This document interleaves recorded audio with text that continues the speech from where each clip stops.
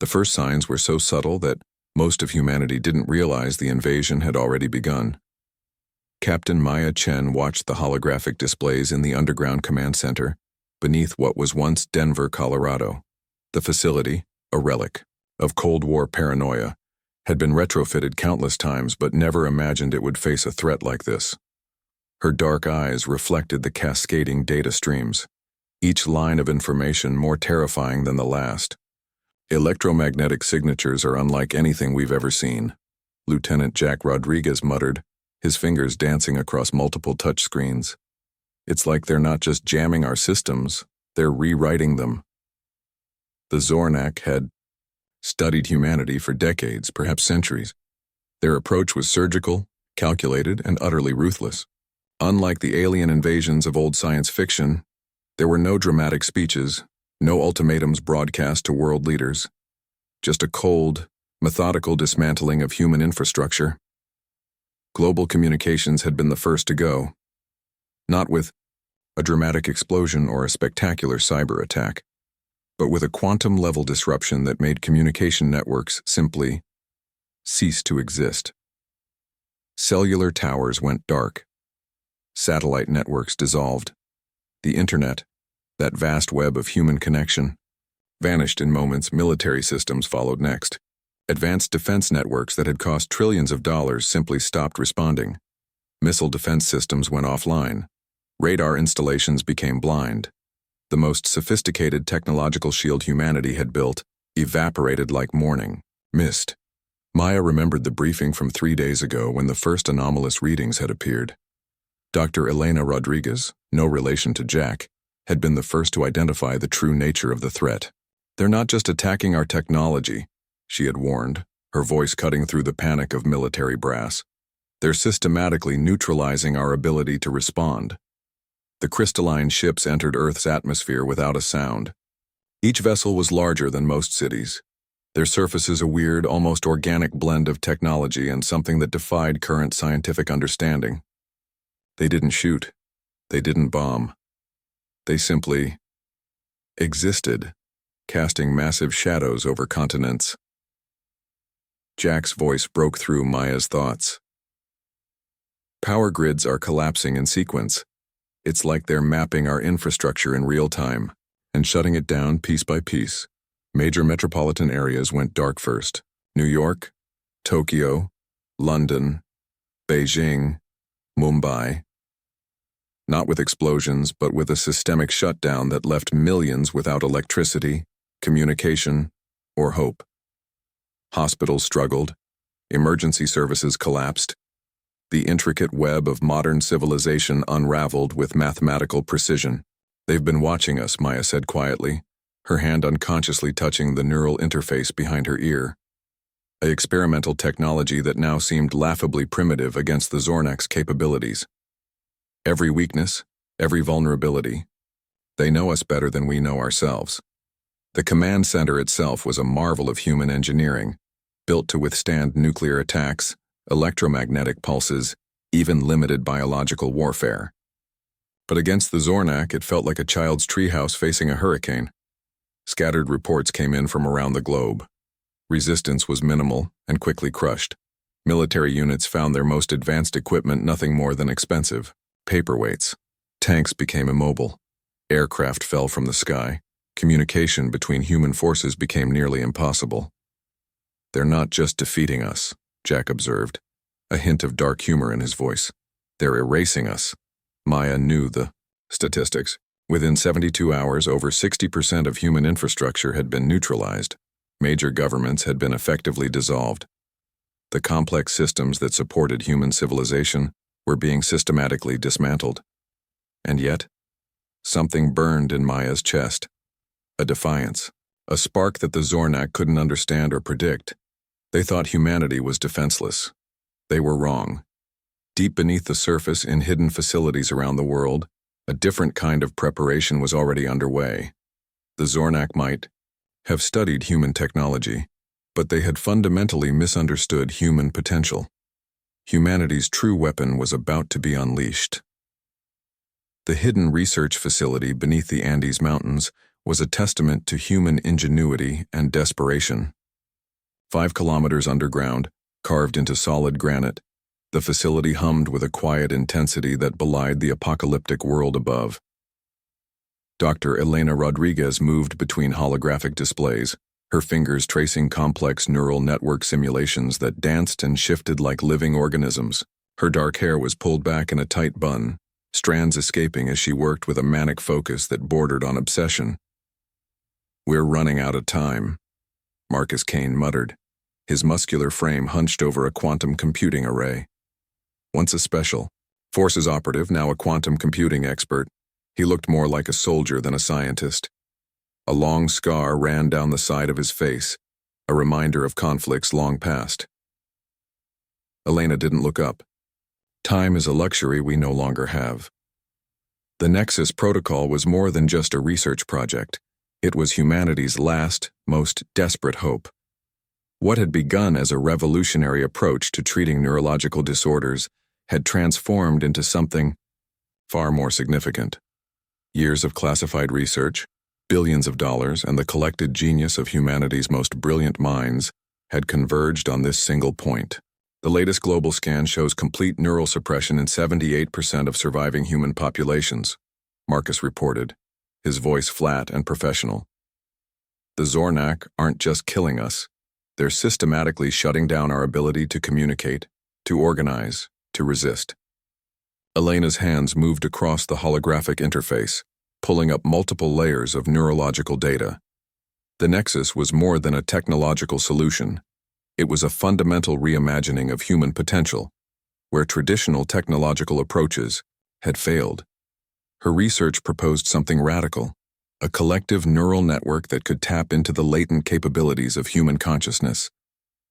"They've studied our technology," Elena explained more to herself than to Marcus, "but they've never understood our fundamental nature, adaptability, creativity, the ability to transform in ways no logical system could predict."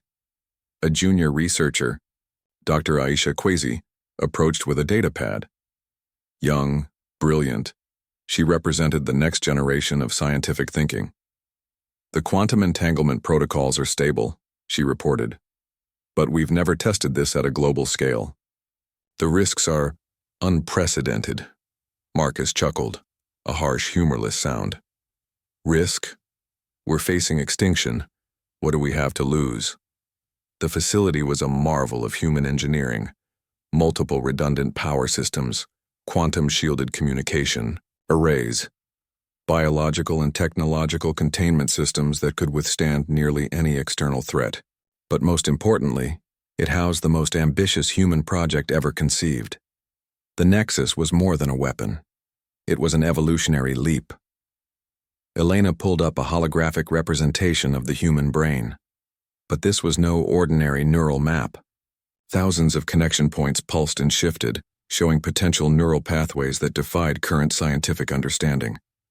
"The Zornak believe they've neutralized our technological capabilities," she said quietly. "They don't understand that our greatest technology has always been our minds." Marcus approached the display, his military background evident in every measured step. "Explain it to me again." "In simple terms." Elena smiled, a rare occurrence in these desperate times.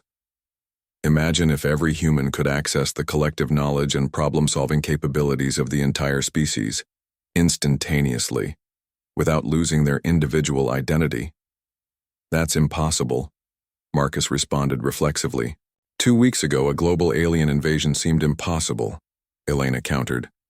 The facility's emergency system suddenly flickered. For a moment, the holographic displays went dark. Marcus's hand instinctively moved to a weapon that wasn't there. Old soldiers' habits died hard. Dr. Kwesi's voice was tight with tension. "Quantum interference, they're trying to find us." Marcus moved to a secondary control system, his fingers flying across encrypted interfaces. "Not yet, they won't." Elena returned to her work, the weight of humanity's future resting on her shoulders. The Nexus Protocol was more than a scientific breakthrough. It was a declaration of human potential. They would not go quietly into extinction. They would evolve. The refugee camp stretched across what was once a fertile valley in northern Brazil. Now it was a sea of makeshift shelters, desperate faces, and broken dreams. Survivors from a dozen different nations huddled together, their previous identities stripped away by the alien invasion. Maria Santos sat near the edge of the camp, cradling her young daughter Sofia. Once a biochemical engineer from Sao Paulo, she now wore tattered clothing and looked decades older than her 35 years. The Zornak's systematic destruction had left nothing of her previous life, her research, her home, her world. Nearby, an elderly Japanese man named Hiroshi Tanaka carefully distributed what little food remained. He had been a quantum physicist. Before the invasion, his lifetime of research now seeming like a distant, irrelevant dream. A young Nigerian boy helped him, their communication transcending language through gestures and shared desperation. The alien ships continued to hover overhead, massive crystalline structures that blocked out the sun. They didn't attack constantly. Instead, they maintained a persistent, terrifying presence, a constant reminder of humanity's helplessness. Communications between refugee groups were nearly impossible. The Zornak had systematically destroyed everything that could connect humans: radio frequencies, satellite networks, even basic electrical infrastructure. Yet something strange was beginning to happen. Miguel, a former Argentine military communications specialist, noticed it first. When discussing survival strategies with a group of refugees, he found himself instinctively understanding the perspective of a Russian engineer he'd never met before. A Canadian doctor completed the thought of a Brazilian nurse before she could finish speaking. At first, they dismissed these moments as stress-induced hallucinations, shared trauma playing tricks on exhausted minds, but the incidents became more frequent. In another part of the camp, a young programmer from India began solving complex mathematical problems she'd never been trained to understand. A child in Australia suddenly spoke fluent Mandarin, despite never having learned the language. An elderly woman in Peru began explaining quantum mechanics with the precision of a Nobel laureate. The Zornak continued their methodical destruction. Major cities had become graveyards. Tokyo was a twisted landscape of melted metal and shattered concrete. New York's iconic skyline had been reduced to ash and memory. London existed now only in the stories told by survivors. Governments had collapsed.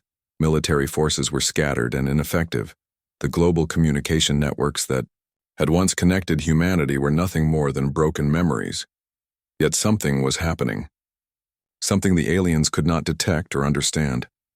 In the Brazilian refugee camp, Maria noticed her daughter Sofia drawing strange, complex diagrams. The child had never shown any particular aptitude for mathematics or advanced scientific concepts. But the drawings were precise, impossibly complex. They seemed to pulse with an inner light that Maria couldn't explain. Hiroshi Tanaka approached, his eyes wide with recognition. "These are quantum entanglement diagrams," he whispered. "Complexity that would challenge the most advanced research facilities." Sofia looked up, her eyes momentarily flickering with an intelligence far beyond her years. Then she was just a child again, returning to her drawing. The Zornak's broadcasts continued. Each transmission was a clinical declaration of humanity's imminent extinction. They spoke of humanity as a species to be catalogued, processed, eliminated. Their language was mathematical, precise, completely devoid of emotion. They did not understand the fundamental nature of human potential. In refugee camps, research facilities, and hidden pockets of resistance around the world, something was growing. A connection that defied scientific understanding. A network that the Zornak's advanced scanning technologies could not comprehend. Humanity was not dying. Humanity was transforming. The darkest hour, it seemed, was not the end. It was the moment just before dawn. Dr. Elena Rodriguez's fingers hovered above the quantum activation switch. The entire Nexus protocol came down to this moment, a culmination of decades of research, of humanity's most ambitious scientific endeavor. "Quantum entanglement matrices are stable," Marcus Kane reported, his voice tight with tension. The massive underground facility beneath the Andes hummed with an energy that seemed to defy physical laws. Elena took a deep breath. Initiate primary neural synchronization in 3, 2, 1. The world changed.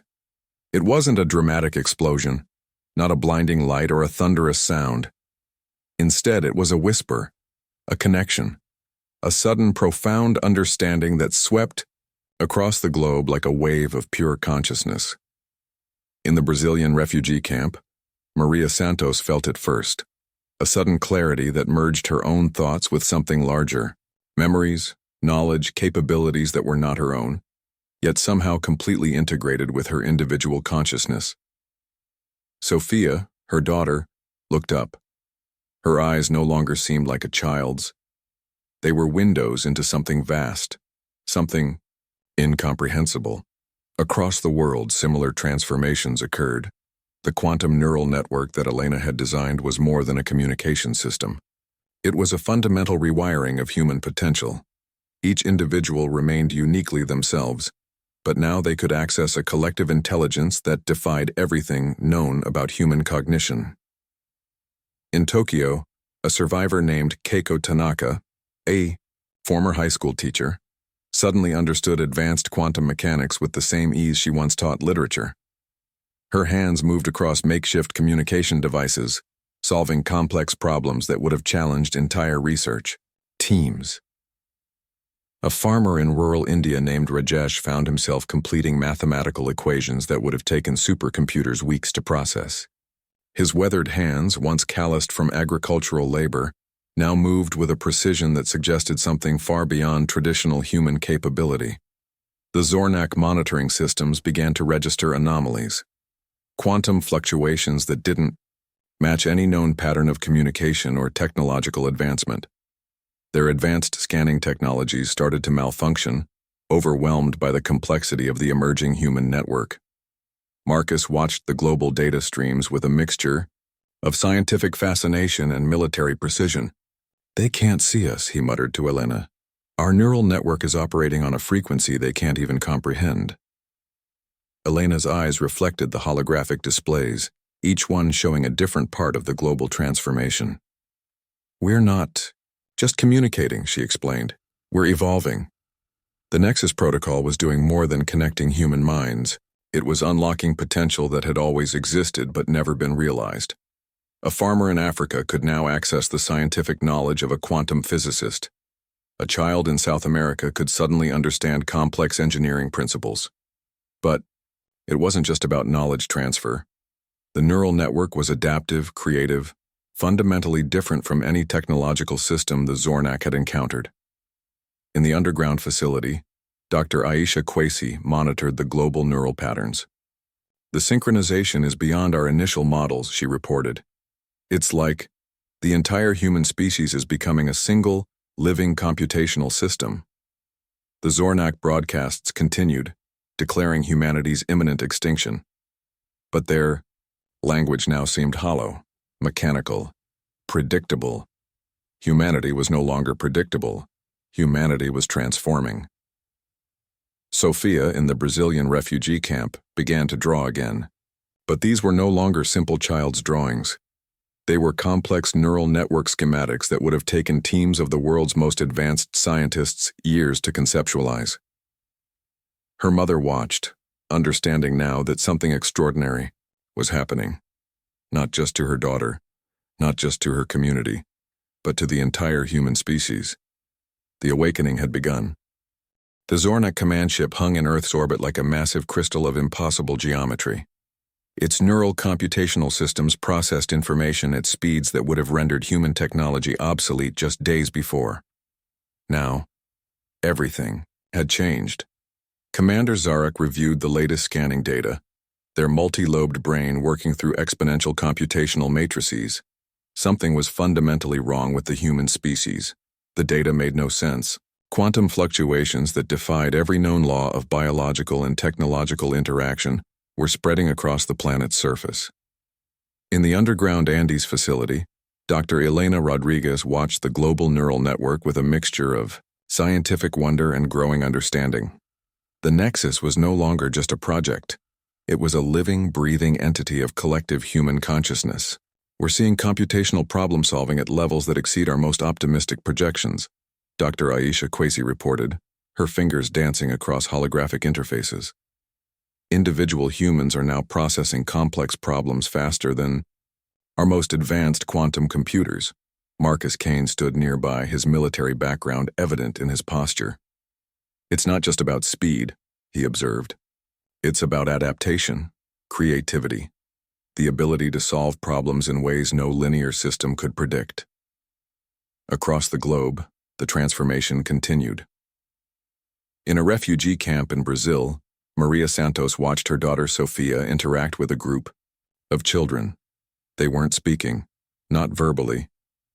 Their communication was something else entirely, a blend of thought, emotion, and computational exchange that transcended language. A farmer in rural India solved a complex quantum mechanics problem while simultaneously guiding his irrigation system. A child in Tokyo completed an advanced medical diagnostic protocol that would have challenged the most sophisticated research hospitals.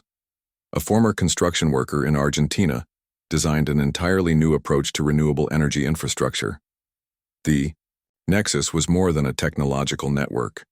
It was a fundamental reimagining of human potential. Zarek's computational systems began to fail.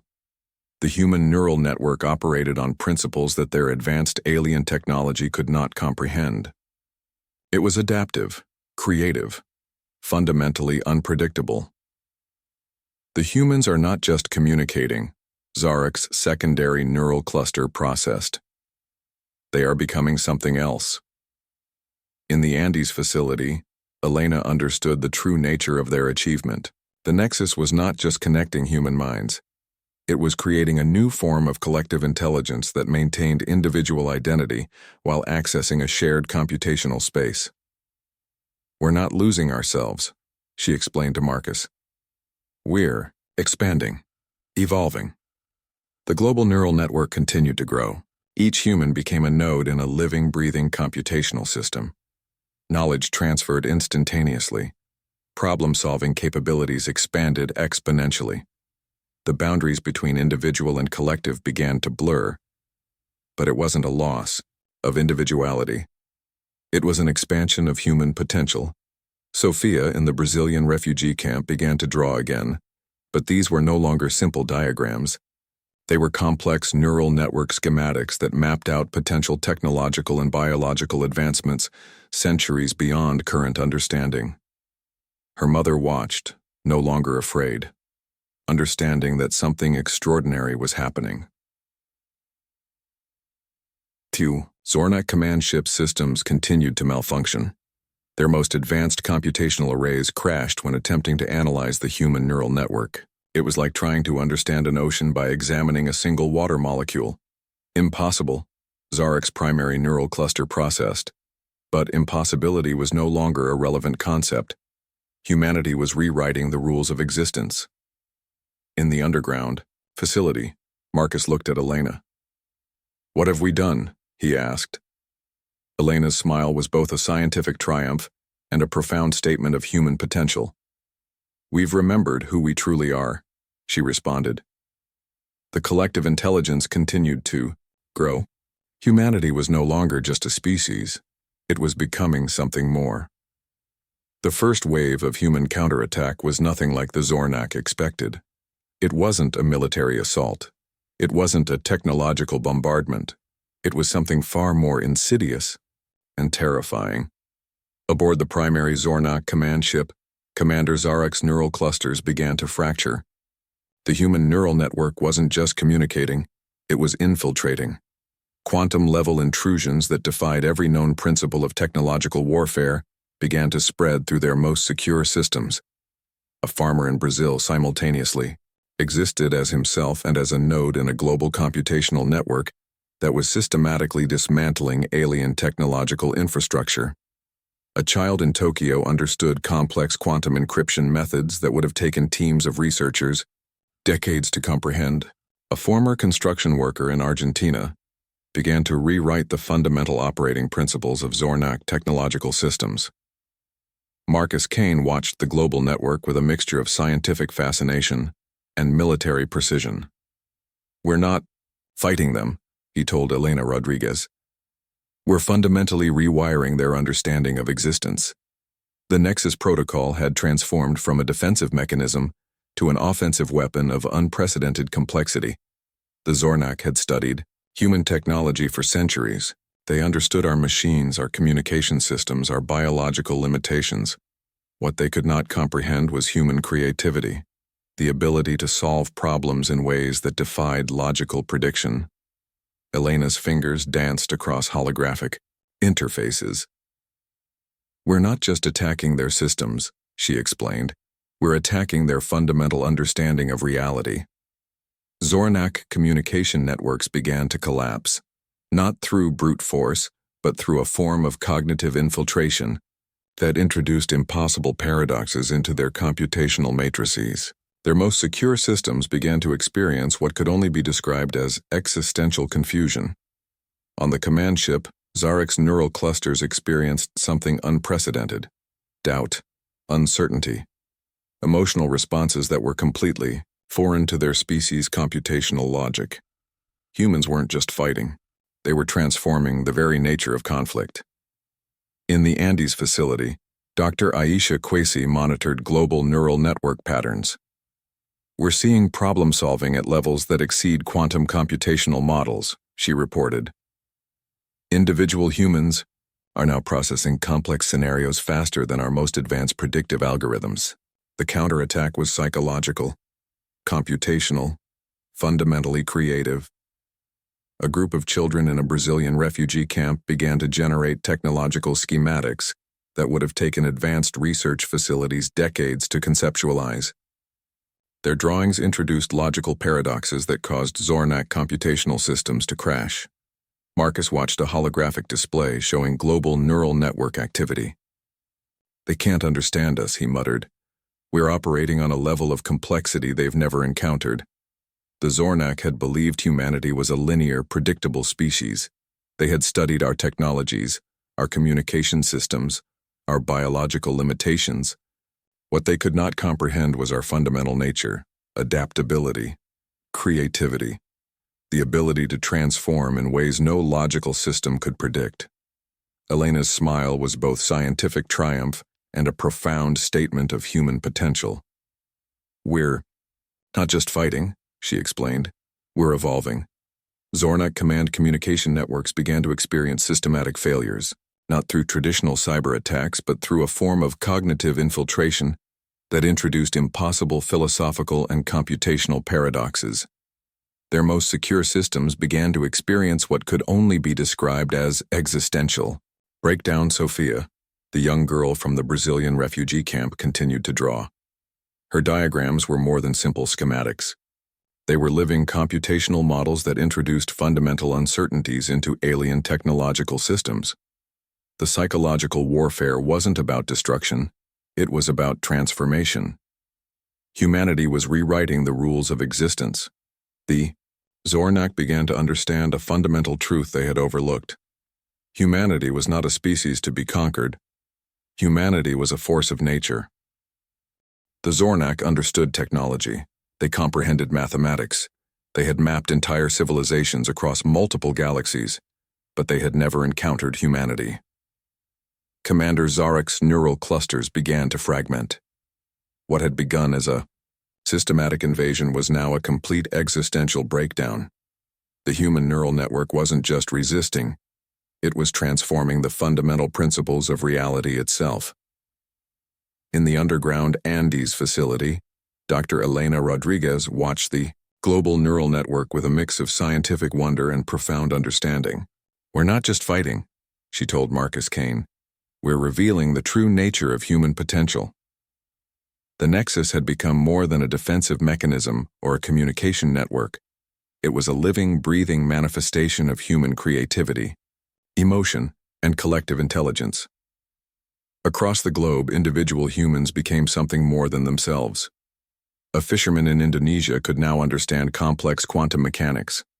A teacher in Argentina solved advanced medical challenges. A child in Nigeria generated technological schematics that would have challenged the most advanced research facilities on the planet. The Zornak had a critical, fundamental misunderstanding about humanity. They saw diversity as weakness. They interpreted our cultural differences, our individual variations, our emotional complexity as technological inefficiencies. They were wrong. Those very differences were humanity's greatest strength. Marcus watched holographic displays showing global, neural network activity. Each node represented a human, but the connections between them defied traditional computational models. It's not about uniformity, he observed. It's about interconnectedness. Sophia, the young girl from the Brazilian refugee camp, continued to be a focal point of the transformation. Her drawings were no longer just schematics. They were living computational models that introduced fundamental uncertainties into alien technological systems. Her mother, Maria Santos, watched in awe. The child seemed to exist in multiple states simultaneously, a human being and something far more complex. The Zornak command ship systems began to experience complete computational breakdown. Their most advanced scanning technologies couldn't process the human neural network. It was like trying to understand an ocean by examining a single water molecule. Dr. Aisha Kwesi in the Andes facility monitored the global patterns. "We're seeing computational problem-solving that exceeds any known mathematical model," she reported. "Individual humans are now processing complex scenarios faster than our most advanced quantum computers." But it wasn't just about speed or computational power. It was about creativity, emotion, the ability to imagine possibilities that no logical system could predict. The Zornak had studied human technology for centuries. They understood our machines, our communication systems, our biological limitations. What they could not comprehend was our fundamental nature, adaptability, the ability to transform in ways that defied logical prediction. Commander Zarek's neural clusters experienced something unprecedented: doubt, uncertainty, emotional responses that were completely foreign to their species. Computational logic. Humanity was not a problem to be solved. Humanity was a force of nature. Elena's hands moved across holographic interfaces, tracking the global neural network. "We're not just connecting," she explained to Marcus. "We're evolving, becoming something more than we ever imagined." The transformation wasn't about uniformity. It was about maintaining individual identity while accessing a collective intelligence that defied traditional understanding. Sophia continued to draw. Her diagrams were living computational models that introduced fundamental uncertainties into alien technological systems. Each line, each curve was a challenge to the Zornak's understanding of reality. The Zornak began to understand a fundamental truth they had overlooked. Humanity was not a species to be conquered. Humanity was a possibility generator. A living, breathing computational system that could imagine realities beyond current understanding. The true weapon was not technology. The true weapon was humanity itself. The last Zornak ship dissolved not with a dramatic explosion, but with a quiet computational surrender. Captain Maya Chen stood on the observation deck of humanity's first post-invasion command center, watching the remnants of alien technology drift away like cosmic dust. The transformation was complete, but the journey was just beginning. Dr. Elena Rodriguez approached, her movement different now. Not quite physical, not quite digital, something in between. The Nexus had changed them all, revealing potential that humanity had only dreamed of. "We're no longer just a planetary species," Elena said, her voice carrying both individual timbre and a collective resonance. "We've become something more." Marcus Kane stood nearby, his former military posture now fluid, adaptive. The lines between soldier, scientist, and something entirely new had blurred beyond recognition. "The Zornak thought they were conducting an invasion," he observed. "They were actually witnessing our evolution." Across the globe, humanity was transforming. Cities rose from ruins, not through traditional reconstruction, but through collective imagination. Infrastructure emerged that defied previous technological limitations. Communication transcended language, culture, and previous understanding of human interaction. Sophia, The child who had been a focal point of the transformation now existed in multiple states simultaneously. Part individual, part collective intelligence, she represented humanity's new potential. Her drawings, now living computational models, continued to generate possibilities that stretched the boundaries of known reality. The neural network that had begun as the Nexus Protocol was now a living, breathing manifestation of human consciousness. Individual identities remained intact, but now connected in ways that defied previous understanding of intelligence, communication, and potential. "We didn't just survive," Maya said, watching holographic displays that showed global neural network activity. "We transformed." Dr. Aisha Quasi monitored the ongoing evolution. Humanity was now a computational system that could imagine realities beyond current understanding.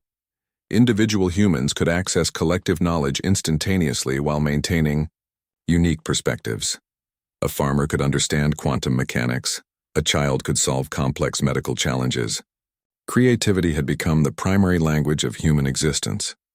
The Zornak's fundamental mistake had been viewing diversity as weakness. What they could not comprehend was that human variation was the source of our greatest strength. Our cultural differences, emotional complexity, individual variations, these were not inefficiencies. They were the very essence of our potential. Refugee camps that had been sites of desperation were now centers of collective imagination. People from different backgrounds, cultures, and previous lives worked together in ways that transcended traditional understanding of cooperation. Marcus looked at Elena. "What's our next step?" Elena's smile was both scientific triumph and a profound statement of human potential. "Exploration," she responded, "not just of space, of possibility itself." The first human starships began to prepare for launch. But these were not traditional vessels. They were living systems, part technology, part collective consciousness. Crew members existed both as individuals and as part of a larger adaptive intelligence. Sophia continued to draw. Her diagrams were no longer just schematics or computational models. They were possibility generators, living representations of realities that could be imagined, created, explored.